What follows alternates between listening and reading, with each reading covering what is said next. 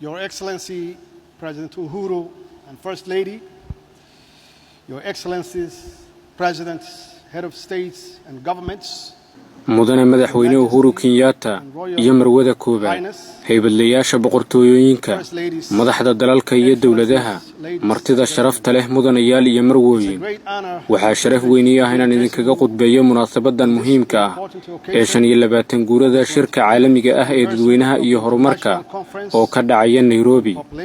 waad ku mahadsan tahay madaxweyne Uhuru soo dhaweyntaada diiran iyo martisoorkaaga aad u samaysay aniga iyo wafdiga ila socda for your warm reception and hospitality, according to me and my delegation. waxaan garowsanahay isla markaana dhammaan qabanqaabiyaasha uga mahad celinayaa dadaalkooda iyo sida ay ugu guuleysteen inay dhammaanteen nagu kulmiyaan ka qaybgalka shirkan qiimaha leh si loo qiimeeyo halka aan maanta taagannahay iyo halka aan u baahannahay inaan gaarno si aan u xaqiijino ballamihii aan galnay ee ku aadanaa sare u qaadidda xuquuqda badqabka iyo horumarka gabdhaheena iyo haweenkeena qiimaha badan. I'm absolutely convinced that girls and women must be supported to play waxaan si buuxda ugu qanacsanahay inay waajib tahay in la taageero gabdhaha iyo haweenka si ay door buuxda uga qaataan horumarka bulshadooda ugana dhigaan kuwa dhab ahaan horu socod ah barwaaqaysan oo waara. gabdhaha iyo haweenku waa saaxiibo qoys iyo muwaadiniin qof kasta oo aadana ah ka faa'iido waxqabadkooda sidaas awgeed in la garab siiyo iyada oo loo marayo sare u qaadidda adeegyada dadweynaha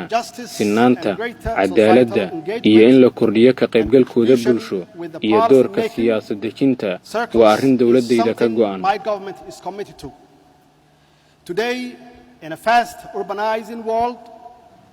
maanta oo caalamku si xawliya u magaaloobayo oo ay jiraan sinaan la'aan baahsan oo dhanka bulshada iyo dhaqaalaha ah sida adeegyada dadweynaha waxaa aasaasi ah inaan aqoonsanno inaanan kow joogin balse dariiq dheerina sugayo si aan u hirgelinno barnaamijka ICPD ee looga gol leeyahay in dhammaan dadweynaha si siman loogu faa'iideeyo. caalamkan isku xirmay cidna cidla kagama tegi karno waa inaan aqbalnaa inay jiraan caqabado aan wadaagno oo ku aadan hirgelinta kobaca dhaqaale oo loo siman yahay bixinta adeegyo dadweyne oo la heli karo iyo fursad u abuuridda dhalinyarada adduunka kuwaasi oo badankood ku nool qaaraddan Afrika. sidaas awgeed waxaa lagama maarmaan ah inaan si wada jir uga shaqeyno sidii aan u heli lahayn xalal wadaag ah aasaasi ahaan iskaashiga iyo qaybsiga culaysku waa dariiqyada kaliya ee aan ku gaari karno horumarka waara ee aan higsanayno sanadda 2030. Somalia has a young but growing population. Soomaaliya waxa ay leedahay dadweyne da'yar oo koror ku socdo isla markaana magaalooyinka xoog u soo galaya marka la tix raacayo qiyaasta tirakoobkii dadweyne ee sanadii 2014 laga sameeyay Soomaaliya dadweynaheenu ku dhawaad waa uu 3 jibaarmay muddo 20 sano gudaheed ah oo ah intii u dhaxaysay 1975 ilaa 2014. tan waxaa ku biiraya ilaa 2 milyan oo qurba joog ah oo caalamka ku firarsan. markasta xisaabta waxaan ku darnaa qurba joogta Soomaaliyeed maxaa yeelay waxa ay door weyn ka qaateen taageerada qoysaskooda bulshadooda iyo dalkooda markii ay jireen caqabadihii ugu adkaa ilaa haddana door weyn ayay ka ciyaaraan geediga aan ugu jirno gaaritaanka horumarka waara. brings opportunities and challenges for Somalia and 70% of our population kororka dadweyne ee Soomaaliya waxa uu wataa fursadihiisa iyo caqabadihiisa maadaama 70% dadweynuhu uu ahaan ka yar yahay 30. waxaa Soomaaliya ka jirta caqabad dhab ah oo la xiriirta bixinta fursadaha iyo adeegyada dadweyne sidaas oo ay tahay waxaan garowsanahay baahida loo qabo in si degdeg ah loo taageero dhalinyaradeenna si kororka dadweyne aan uga faa'iideysano dhanka xasiloonida iyo abuuridda fursado loo siman yahay. sidaas si la mid ah dawladdeenu waxa ay si aan kala joogsi lahayn uga shaqaynaysaa sidii loo xaqiijin lahaa dib u habeynta dhanka dhaqaalaha si aan u kordhinno ka faa'iidaysiga khayraadka gudaha una kobcinno dhaqaalaha inta uu socdo dadaalka aan ku doonayno deyn cafiska si ay noogu suurto gasho helitaanka maalgelinta hay-adaha caalamiga ah ee maaliyadda taasi oo keenaysa in aan dardar gelinno maalgashiga adeegyada dadweyne gaar ahaan waxbarashada xirfadaha caafimaadka iyo kaabayaasha dhaqaalaha oo baahi degdeg ah loo qabo maternal mortality rate across the country by no less than 25% by 2030. dowladda Soomaaliya waxaa si dhab ah uga go'an inay hoos u dhigto xaddiga guud ee umuraaca dalka in aan ka yarayno 25 boqolkiiba sanadda 2030 iyada oo loo marayo tababaridda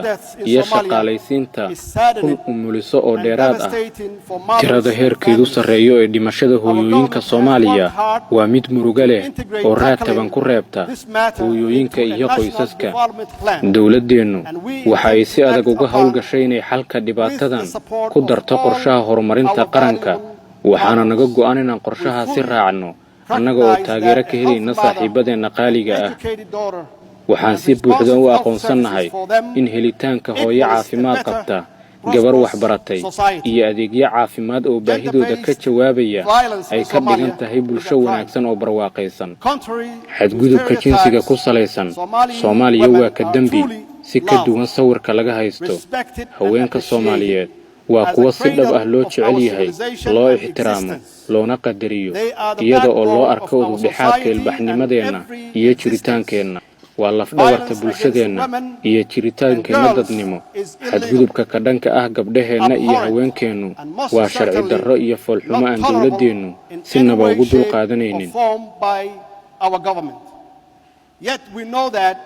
sidaasi oo ay tahay waxaan garowsanahay in shuruucda oo keliya aanay mar kasta ku filnayn wax ka qabashada arrintan sidaasi awgeed dowladdeenu waxa ay shuraako kala duwan kala shaqaynaysaa hirgelinta waxbarasho iyo tababaro ku saabsan